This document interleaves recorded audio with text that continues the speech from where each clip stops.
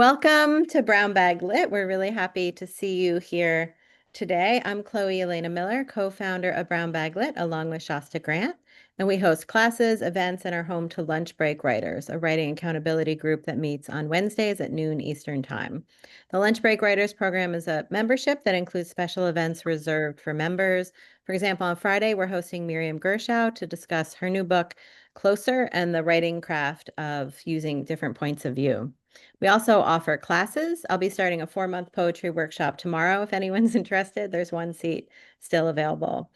And we're excited to see you here today for our first event of the fall 2025 season. If you've missed past events or you want to share this with a friend later, you can find all of our recordings on our YouTube channel. Check out our future fall events on our website. Our October event is with debut novelist Lacey Ann Dunham, who will read from the bells and answer your questions about writing dark academia, finding the right agent, and surviving the emotional ups and downs of being a first-time author. You'll find all the links in the chat about Brown Bag Lit in a moment, and the presenters' bios and a link to their book too. I hope you can purchase a copy because it's really fantastic. Throughout today's event, you're welcome to put questions right into the chat, or you can raise your hand during the Q&A at the last 15 minutes or so.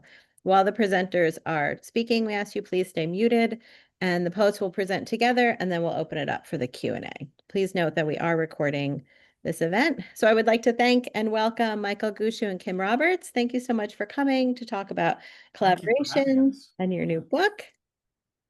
Go ahead.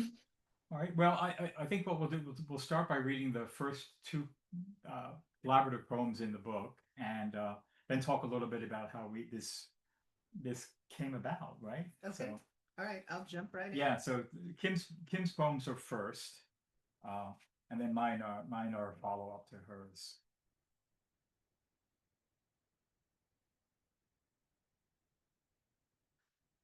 I have so many questions after watching Mothra versus Godzilla. Moths are not hatched from eggs, I argue. Tracy says, this isn't science. But wasn't the whole point a fear of science? Wasn't the movie inspired by nuclear explosions, radiation, fallout, fears of nuclear annihilation? All the lessons we failed to learn from Hiroshima, lessons about manipulating the environment, the hubris of man. No egg, however fabulous, can make the audience forget the hubris of Shizunura Happy Amusement Park, its machines pumping steam into the giant incubator. Other massive machines pump water from wetlands. Will people really pay to stand and watch an egg hatch? Hordes of people get evacuated too late when Godzilla comes crashing through their high-rises. A larger version of Godzilla, his scale changes, roams the countryside. The military commander tears up the countryside, herding the monster with bombs. Why not kill him with the bombs?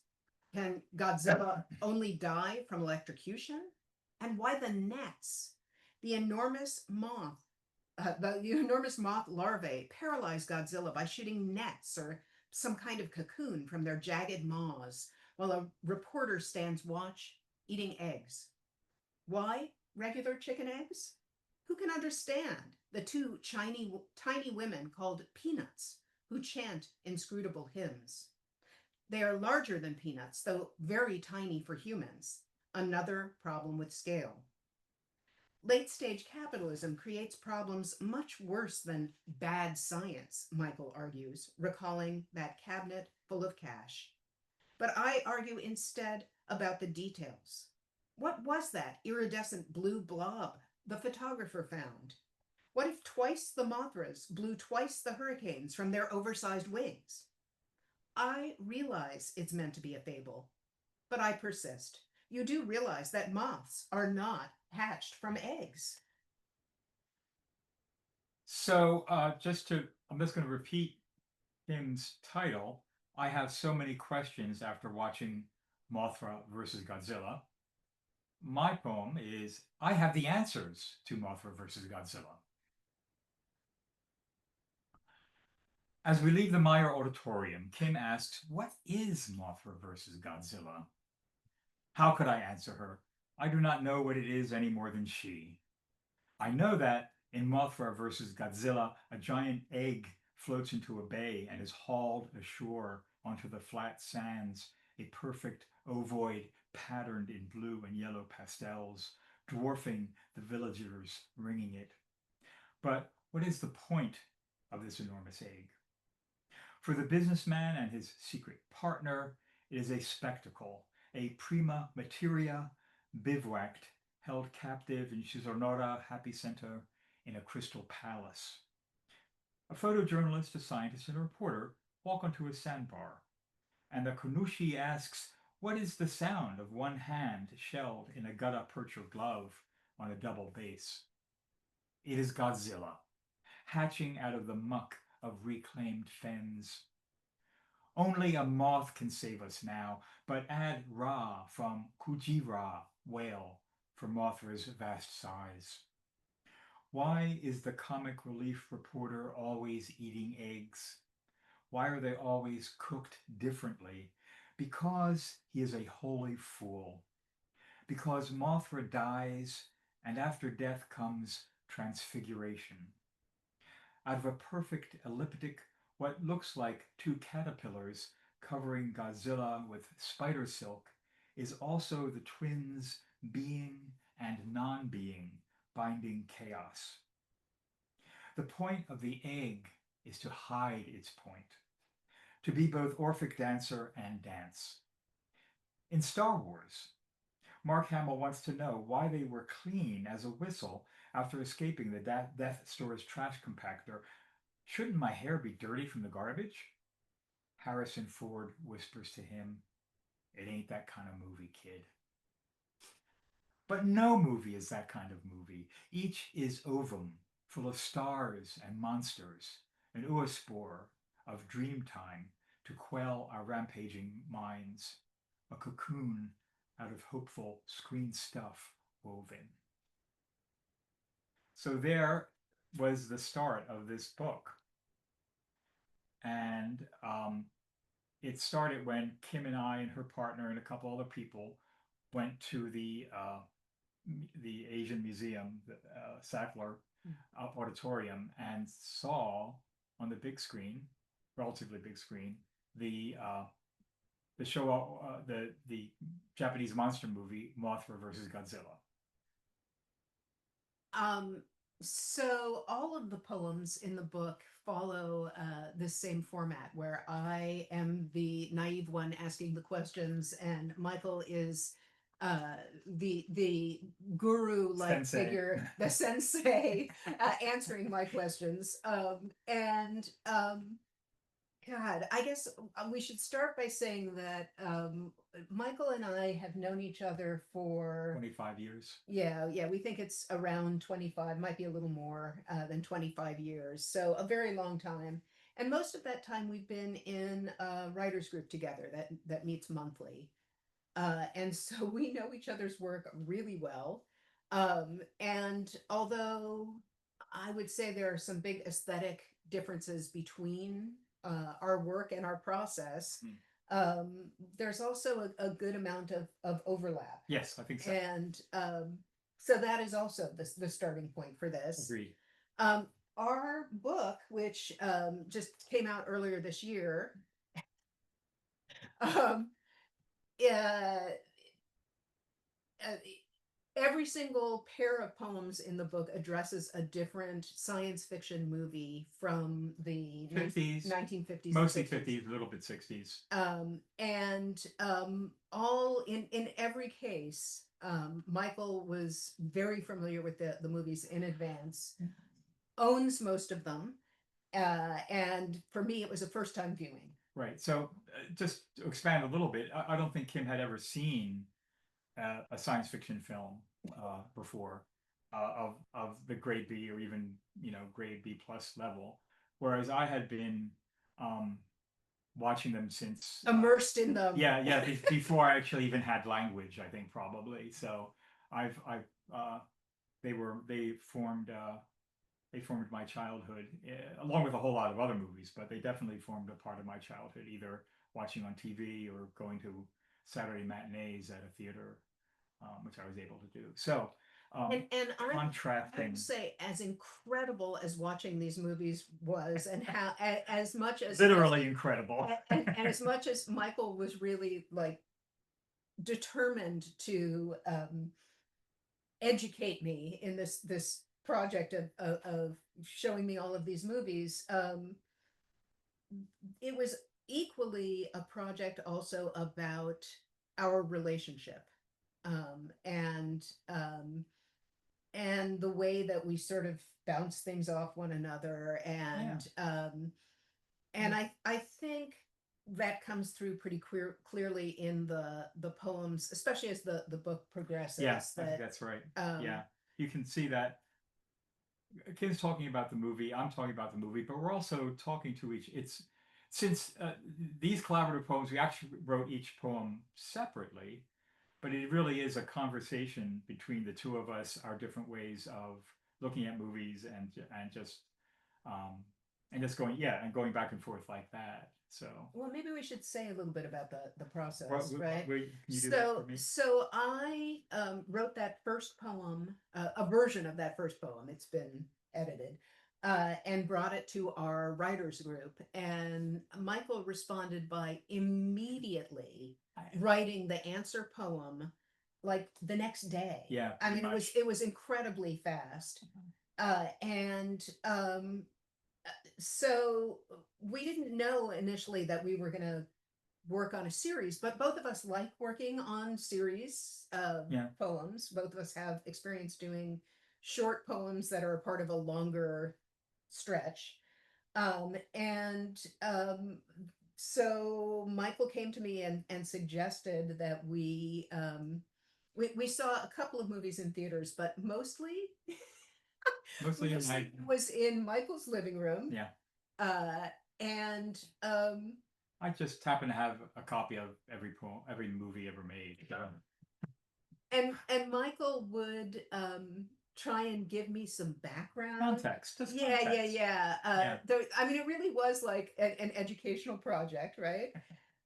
And so he would, tell me what I should be looking out for in the movie, and then we would watch it. And sometimes I would take notes while we were watching the movie. Sometimes I would take notes afterwards. But we had set this up as the regular Wednesday matinee at Michael's house. Just about 2 months. And that meant that I had to write a draft of something pretty damn quickly, or it was going to start to merge in my mind with the other movies.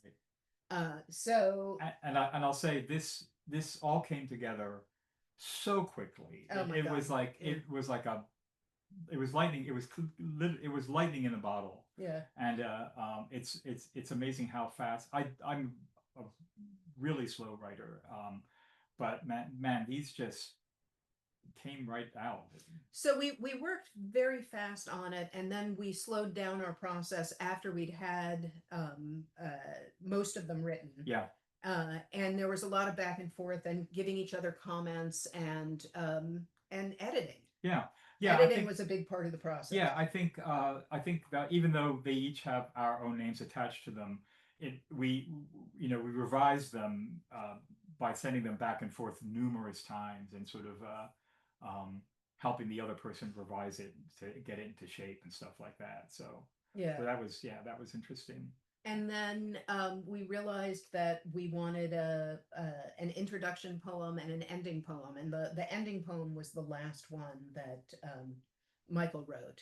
No, the intro poem. Oh, I'm sorry. Yeah. Right, the intro poem. The first poem was the last poem that got written. Right. Right. Yeah. Yeah. So the first and last poem are not related to any particular movie. They're just an overview of the movies, of what we learned, what the experience was. What to expect and what we learned. Yeah. So that's in a nutshell, that's how it came about. It was super fun.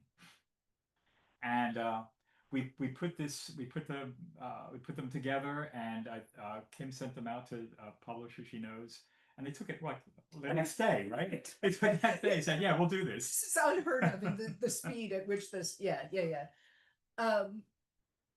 Both Michael and I have collaborated with others, Right. worked on other projects, and this way of working was really different than There's other ones, I think. our other Yeah. experiences. And that's Yeah. why we wanted to take the time to talk about that here. And it's an interesting model too, because usually when you think collaborative books, you think of them actually writing the text itself together. Whereas even though we had help from each other, they really are distinctly Kim poems or, you know, Michael poems in themselves. And that's, I mean, that's part of what I like about it too, that they each have their own character, but yet they're all looking, we're both looking in the same direction as we're. Although You know, I would definitely argue that we were both influenced by the other person's Oh yeah, absolutely. voice. Yeah. Oh, absolutely. Yeah. So you know, Kim is usually writing the poem first. He's responding to the movie.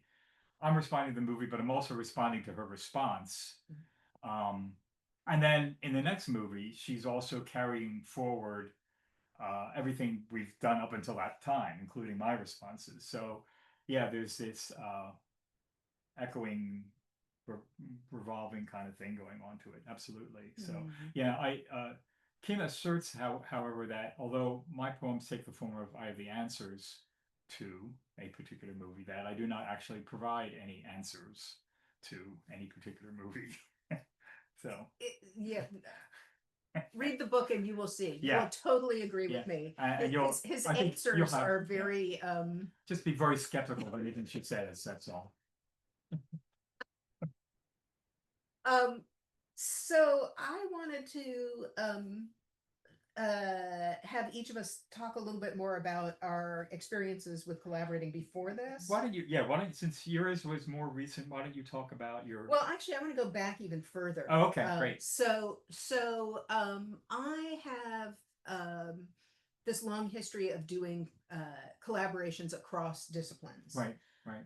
And I've had a couple of composers set poems of mine to music, and I've had a dance company, a modern dance company that I worked with for a couple of years, and they set texts of mine to dance.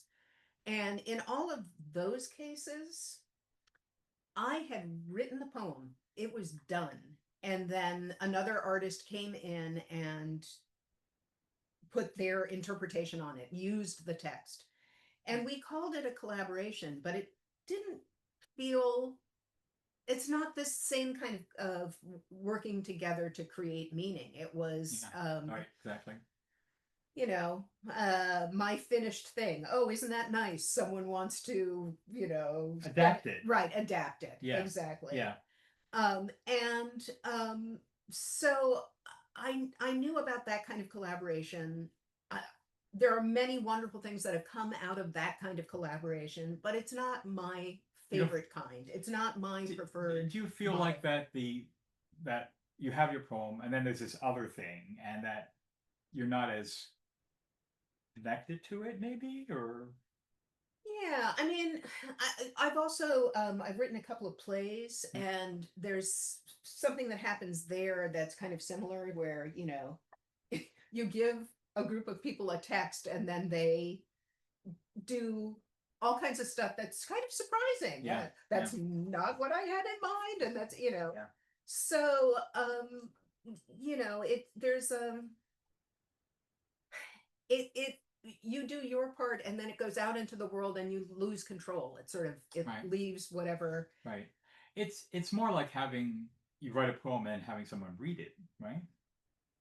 Well, I guess that is also a collaboration. Yeah. I mean, well, you don't control what the reader takes away from that poem or even Right. thinks about it, Right. or, you know, so. But of course, what they're going to think about it is very different if they're yeah. hearing it set to a modern classical composer as an art song than they are reading it in a book, right?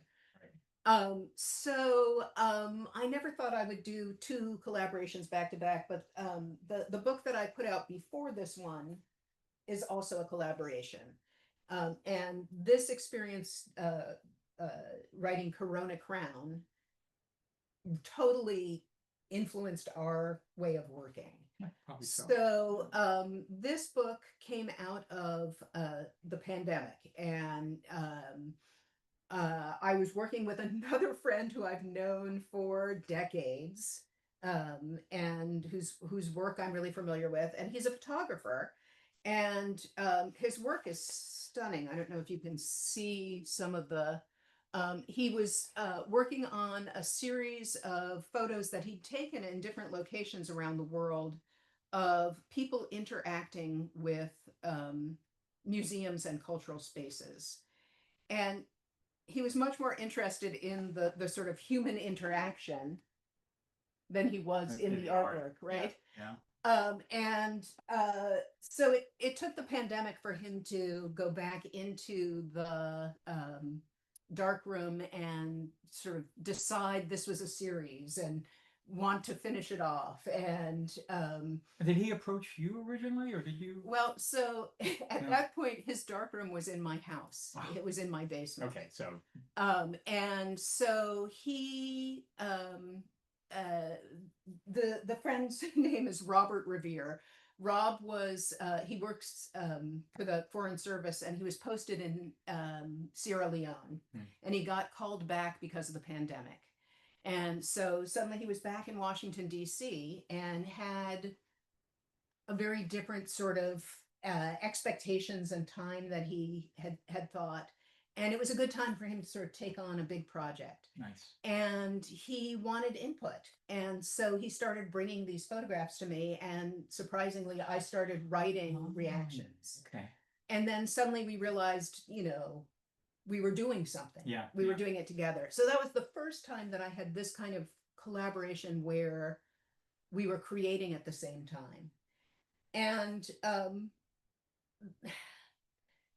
it's not that he hadn't created the images, but he hadn't finished them off. He had not played with cropping. He hadn't looked at contrast. He hadn't done all those things that photographers do to finish photographs. And he hadn't found an order for them. And he had many more photographs that he could actually use. So it was that finishing process that he was doing at the same time that I was initiating. Right. I was starting the writing. Right. And what I loved about watching him work was he had these really disparate images that somehow you put together and you made an implied narrative. And I wanted to learn the poetry equivalent of that. And so that's what started that. The Crown of Sonnets. Yeah. So why don't you talk about some of your So collaborations? I also have someone I've collaborated with on many different things. He's another writer, poet, and novelist, and short story writer, and memoir writer. His name is C.L. Bledsoe. We've put out 2 books of collaborative poems, and the poems themselves are collaborative. In other words, we wrote each of the poems together. The first one is I Never Promised You a Sea Monkey.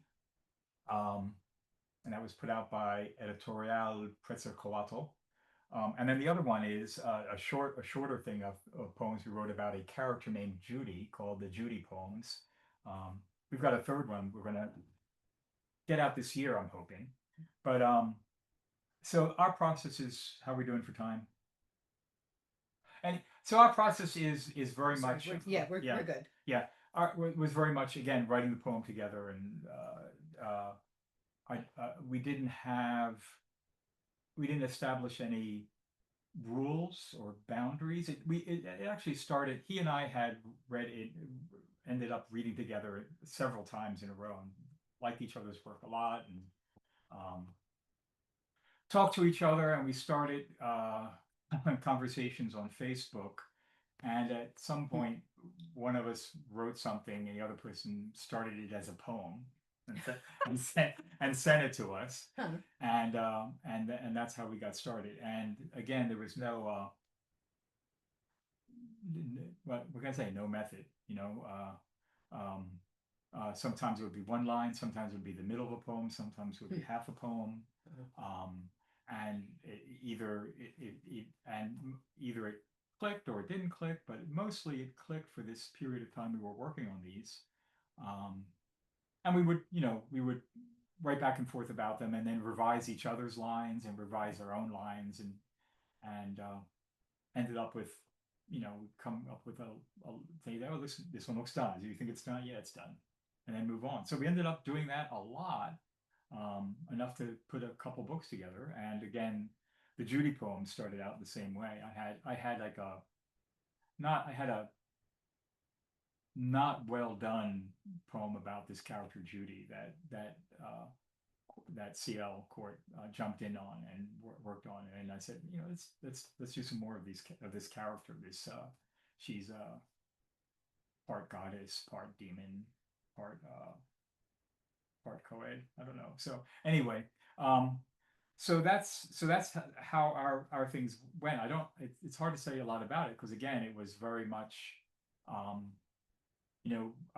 we found our writing these together very simpatico, very sort of transparent, very fluid, and very good at each other saying, this is a great line, this line doesn't work, things like that. So and that went on for a while. We ended up writing a blog together. We wrote a young adult novel together. We wrote some plays together, and just have had a good time with that. So Amazing. yeah, it is amazing. It's really extraordinary. Cord is from Arkansas. He grew up on a catfish farm. I'm from New Jersey. I grew up in the suburbs, basically. So we have, we're from this closer socioeconomic backgrounds, but very, very different upbringings. So, yeah. Do you want to read something from your book, or should we take questions first, or what would you like to do? Do we have questions? People have questions popped into people's minds at this point. I don't see any questions in the chat, but if someone Oh. wants to call out, you're welcome to. I also put some links into the chat. I found I Never Promised You a Sea Monkey, and then we on Milk Journal recently posted Naomi Thier's review of Corona Crown. I put that Great. that too. Great. Oh, that's fantastic. Yeah. Thank you. So thanks. Yeah. You want to go first? Okay. All right. Yeah. So let's read something from this other. So I'll just read the first poem in Corona Crown. I should say that the poem is in 14 sections, and it takes its form from sonnet crowns. But because I wanted to mirror what Rob was doing with the photos, I wrote them as prose poems so that they would be like little boxes of text. Okay, so So on the page, visually, right, they match. on the page, They rhyme. right, you can see there's a box around the photo and a sort of box around the text. Nice. But I did do some of the other sort of structural things that you'd expect in a sonnet. Last line, first right. line. Well, exactly, and then repeating all of the last, the last line phrases in the final. Anyway, so this first one is called Pandemic. This is what I learned when the pandemic struck, when I couldn't stop thinking about the artwork in all the museums bereft of human eyes. Didn't sculpture require adoration? Wasn't the stone diminished by solitude? How could the art be comforted without my humming frequency? The lines, the sweet curves, the way light hits the surfaces of a face and slides to one side or pools at the collarbone. Once, as a young girl, I took a museum tour for the blind with my grandfather. I loved the curator's descriptions of the smallest details of each painting, the feel of the colors, how he saw beyond my mere powers of sight. But the best part was the sculpture. We were given thin white gloves and allowed to touch, to feel the exact places the artist's hands had carved or smoothed. I closed my eyes. Reaching back in time, I could feel it. I grasped the artist's hands, becoming part of his process, part of his love. These really are so good. Oh, thank you. You're welcome. Yeah. Again, part of what made it sort of hold together was a sort of speed in the process, which, and that's interesting because that's also true with Cord and I. I work much faster with him than I do on my own, where I, you know, I have anxiety over every syllable. So. All right, so why don't you read Yeah, so one I'll read something from Sea I Monkey. Never Promised You a Sea Monkey. And it's called, which one is it? Oh, it's called Pink Moons and Black Dogs. And they're all fairly various poems. So. I can't remember the name, but there was a song I'd never heard playing when you left. I got the melody, but forgot the words. But I swear it was someone who knew something about love. Maybe I was the song you hated, but couldn't stop listening to. Our whole time together was just sitting on your bedroom floor, listening to Melanie, watching your goldfish, one yellow, one black, circle their bowl. It was the afternoon that was a song. That one song was more real than anything. I don't know who was who. I don't know who it was by, but the drummer was a miracle. So, um, so again, I could not tell you which lines Corey's responsible for and which ones I'm responsible for. Certain images I know are his, some are mine. If it has squirrels, it's probably Cord, and I've acquiesced to that. If it's about a broken heart, it's both of us. So there you go.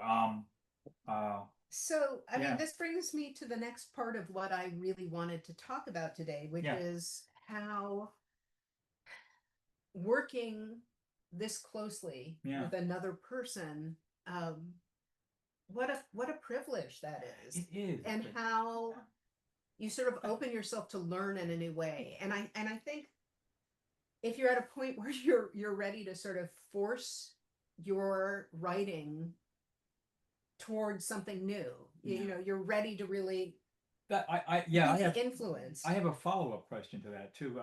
But first, let me say that if you'd asked me, say, 25 years ago, you know, why do you write a collaborative poem? I would have been like, that doesn't even seem like it seems like a, you know, a horse that's a dog that's a goldfish. It's like not something you can actually do because one thinks of poems is very personal, like they come out of your own psyche, you know, out of your unconscious and habits and everything.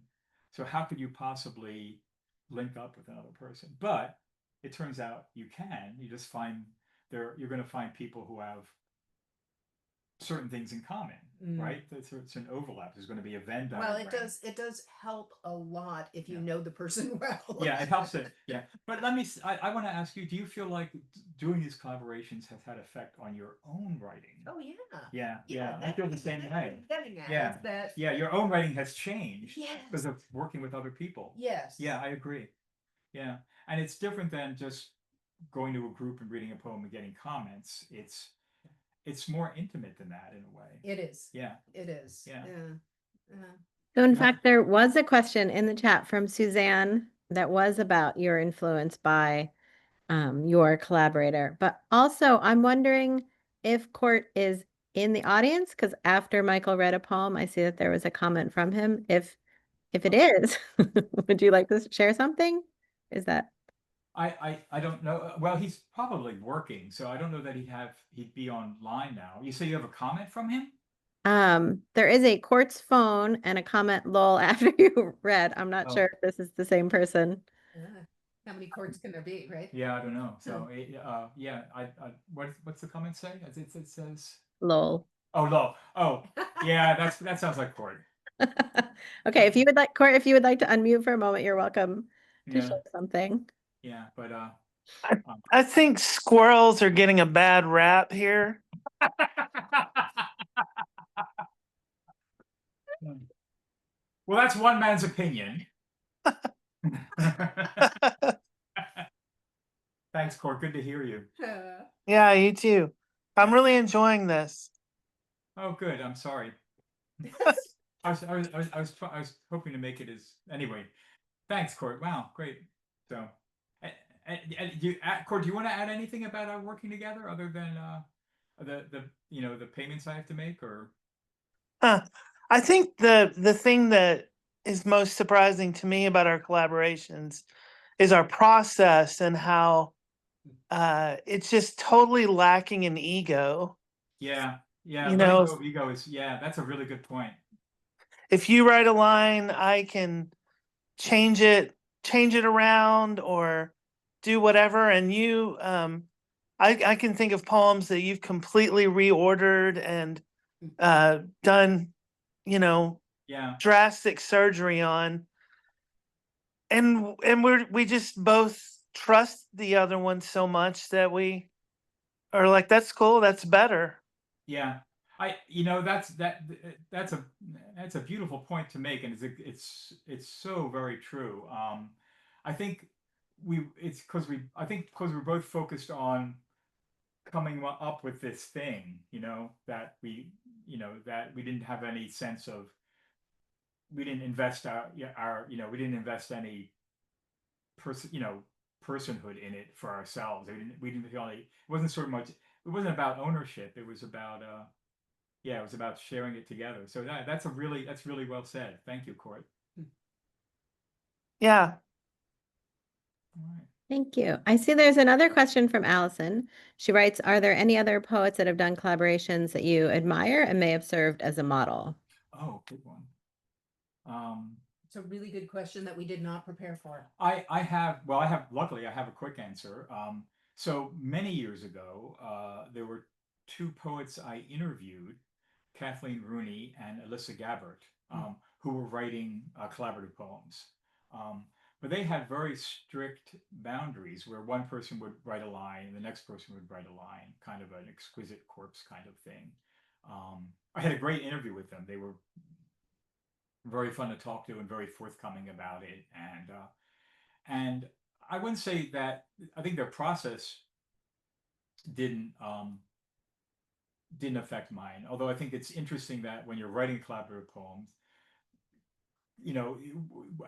what rules you establish are going to be, I think, important. Sometimes it's clear to have really, sort of a non-interference thing, and sometimes it's better to let things, to put a blender on it a little bit.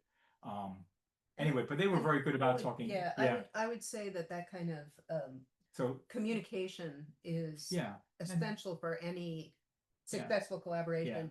And it's not like there's better ways to do it, not at as all. long as Yeah, the people involved sort of It's whatever. agree. Yeah, it's what people right? are right. It's right what people are comfortable with. So if you want to try out a collaboration, I would I would say find someone that you're friends with or familiar with their work and stuff like that, and then maybe talk about it a little bit if they're if you guys are interested in doing that kind of thing, and you can decide what you're comfortable. Just decide what you're comfortable with. Some people, they write a line and they work really hard on it and they're happy with that line, or that stanza or whatever it is, and other people are like, maybe things can go another way. There's a poem can go a million different ways, right? It's this branching tree, this infinite branching tree that we have to grasp with our very finite minds. So And that's sort of what Court was saying, I think so, yeah. right? That you need to have a commitment to The work. the end product, The end product, yeah. right, the Yeah. poem, rather than to the individual egos behind it, because we all have our little darlings that we are sometimes, you have blind spots, right? You have things that you think, oh, it's so important to me that this stay in the, and if it doesn't work, it doesn't work. It's just some words on a page, right? Well, Yeah. it's a little more than that, but yes. Yeah. I mean, if you need to back off of it anyway. So I don't know if that does anything for anyone listening to this, but I would say I would encourage people to give it a try. Yeah. And again, if it doesn't work, It's not a big deal. You're just throwing stuff out there to see what happens, and it's an interesting way to find out sort of what happens as you write. And it's also nice to a lot of writing poetry and writing in general is you're really alone in a room. Right. Yeah. Right. And- And this breaks down the isolation, and it also sort of heightens your critical sense of, Yeah. you know, Yeah. you because you have to be in communication with the other person, and you're editing with the other person, and Right. And yeah, and I'm an extreme introvert, so you know, it probably took me this long to get to a place where I could collaborate. But yeah, I've enjoyed it immensely. So yeah. Okay. And Kim and Michael, you said you were in a writing group, and then Michael's response to Kim's poem led to this series. What Yes. did that change or alter the writing group's dynamic in any way? ooh, I don't know. I don't think so. I don't think so. And- We're in a group that's of very long duration. Yeah, It's long a duration and- long-lived group. yeah, very mature poets in their poetry. And I mean, it does deepen our relationship, our friendship with one another. So I sort of feel like, how could it not have an effect on the group? Yeah, you know, it's maybe a question for them actually. So Yeah. we're all kind of friends, and we've all gone to each other's houses more or less, and we all Are we good friends? We are all friends. we all are friends. Yeah, sorry, I shouldn't. Yeah, and we all admire each other's Right. poetry, and it's you know, each it's all different. It's all doing slightly different stuff, but I think we all have a lot of respect for each other as poets. So I think maybe you know, Kim and I knew each other before the group. It's one how I got into it. So I think probably, yeah, it's we've worked more obviously worked more closely together. We've done some editing together and things like that. I don't know if I don't feel any different in the. I feel like we're still doing the same good work that we do in the workshop. So But we have done other projects together. Yeah. We have Yeah. done some editing. We did some co-teaching briefly. That's We true, d- yeah. You know, we've I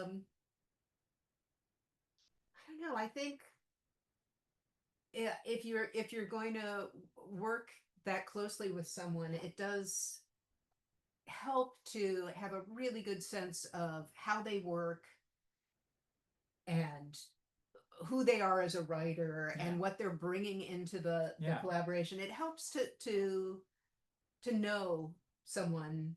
yeah, and fairly like their well. work, I think And, is well, oh my God, yeah. Yeah. I wouldn't recommend working with someone whose work you have nothing but disdain for. I would avoid that. Uh, Or someone who you have sort of ambivalence about. Or even that's ambivalence, yeah. that tension is going to come out in the Yeah, absolutely. collaboration. So yeah, and Kim and I we're not mind melded. We have significant differences Oh my in God, what we yeah. think about poetry. yeah. Yeah, so and that's okay. That's actually energizing, I think. So Yeah, I mean, I felt like I was really ready. I mean, maybe even more so than I realized. I was really ready to be influenced more by Michael. Hmm. And you know, I think we all get to certain points in our writing where we're looking for an infusion of something yeah, else. you want to push forward somehow. Right. Yeah, and Kim has done that for me too. I think you know, in the workshop situation, but in just in general too. So yeah, I think I'm a better poet because of her. Oh, this is wonderful. Thank you. We have two more questions in the chat. The first one is from Brandon. He writes, "What a cool project. I've enjoyed this very much. You've both spoken about how well you know each other before beginning this project. So I'm extremely curious, was there anything about the project that was surprising to you?" Oh yeah. Yeah, the whole. Hey, Brandon. Hi, by the way. Good to see you, my friend. Yeah, every. I mean, just the fact that it start. I mean, it was like someone. It's like someone started a forest fire. It was like it just caught on fire, and the fact that it happened was surprising. I don't, you know. Well, because Michael came to our subject matter with a passion for these movies. I mean, these are really. He watched most of these movies as a child. They were formative. They were important to him. They were my mother.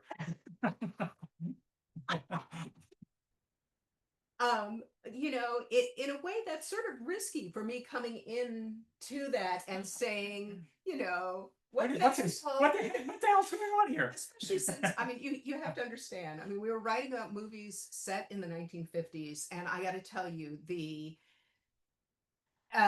politics, the racial racial and and gender issues. all of the it like You'll so see there that I- in the book too. so by the there way. I am, you know, sort of questioning some of the basic premises on which Yeah. these movies Yeah, rest, and yeah, yeah. and so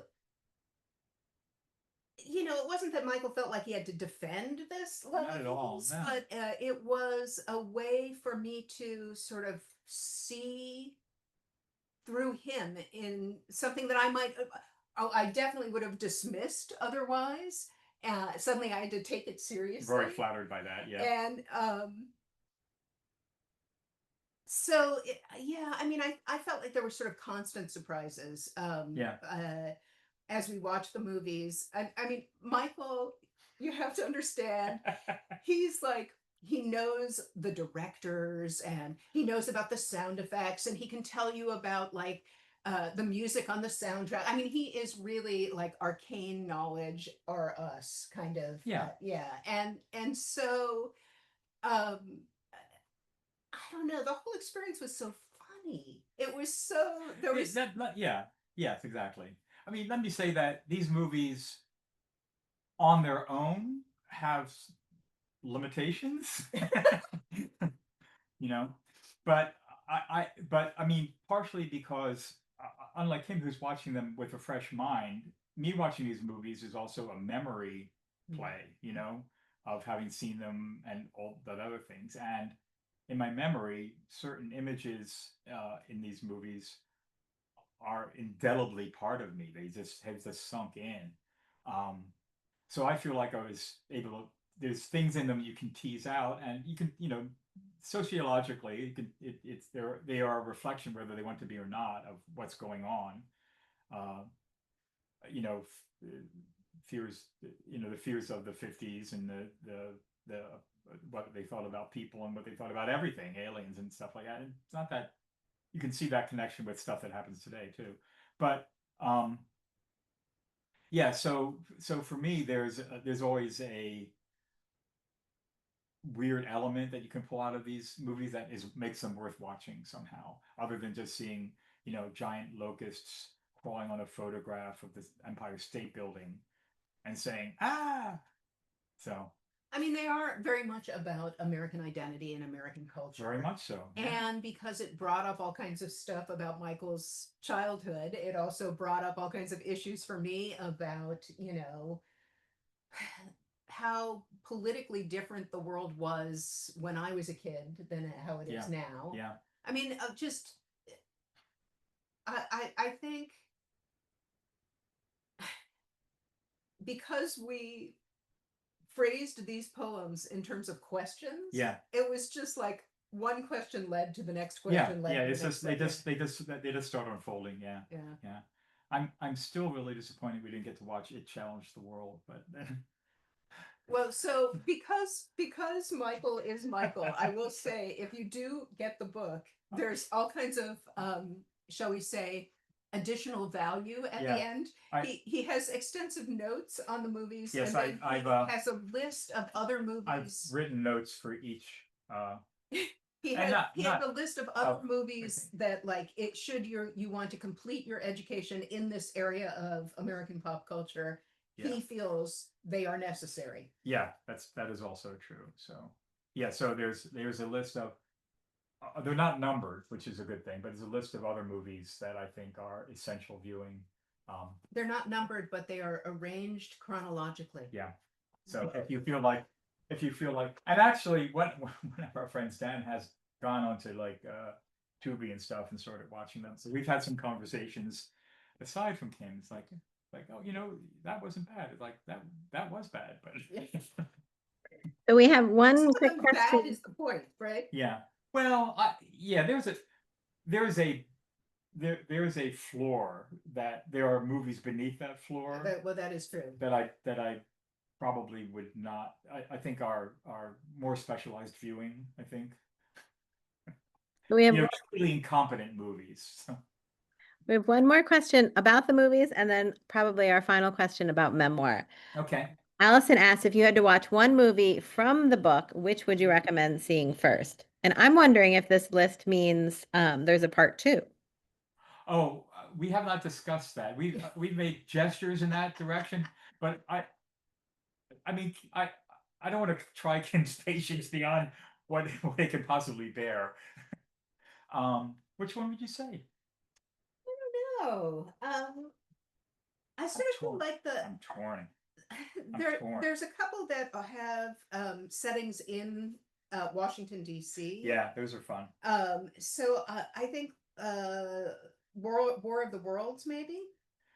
War of the Worlds is good. But I have a special place in my heart for The Blob. The Blob is also good. Steve McQueen. Very young, early Steve McQueen. Like oh his my first God. starring role, yeah. He's a babe. I would say The Day the Earth Stood Still. One, because it does take place in Washington, D.C. And two, it does have a kind of a... It's not as menacing a movie. The bad guys, the aliens are not as menacing, although they are menacing enough. Mm-hmm. Or the last one we watched, which was a kind of an outlier called La Jetée, which is a short French film by a new wave director, Chris Marker. Very different from the other ones, yet completely within the genre. Yeah. Shall we read those poems? We have one more question. Yeah, let's do the questions. And one quick question from Brandon. not Will enough the time, book be available tomorrow at the Art Center? I'm not sure what event that is. Oh yes, we are reading from this book at The Arts Club. Yeah, the Arts Club of Washington. The reading starts at 7 p.m. and it's a split bill with Michael and me and Henry Crawford. Yeah. And free admission. Nice space too. Very nice. Yes, please come out and you'll hear more of the. We'll read more poems there than we will gab. So, but this has been fun. I've really enjoyed this conversation, by the way, and I've really liked your questions. I thought they were to the point and made me think about stuff that I hadn't had a chance to. For our final question, Marlena asks, is there a particular type of art that you find works especially well or best for collaborating with poetry? Oh. Well, there's a long tradition of ekphrastic poems that address the visual art. Yeah. I write so many ekphrastic poems that Michael sometimes tells me to stop. Yeah. So I think, there are ways to be inspired by other art forms without doing an actual collaboration with that artist. Yeah. That are really, it's an important tool. Just responding. Yeah, that we have as poets. Yeah. I would say, that to me, the best indicator is something you're obsessed with. Yeah. Whether it's the art form or whether it's a particular art form, painting or sculpture or whatever it is, it's something that you find yourself going back to. I think obviously there's a place to dig there. There's some treasure down there you can dig up on it, and that's a great way to. You can also just go very objectively. Let's go to a museum, pick a random picture, and just sit there. And may or may not have something. Particular art forms. I mean, generally we think of paintings, we think of sculpture. There are a lot of poets. There's not that much about music. Yeah, there are a lot of poets who are influenced by music and influenced by it. Right. Yeah. But I think it could work with any form. I don't think there's one art form that it works better than others. Which ones that pull you pull you? Music, theater would be weird, but not unheard of. No. Yeah. What I think works well with looking at these other forms is that it gives you a sort of starting place. Yeah. You can start by describing what it is you have just seen or listened to, and then from there sort of allow see what things happens. to open. Yeah. See what comes out. So yeah. So if you could try a bunch of different art forms. So yeah.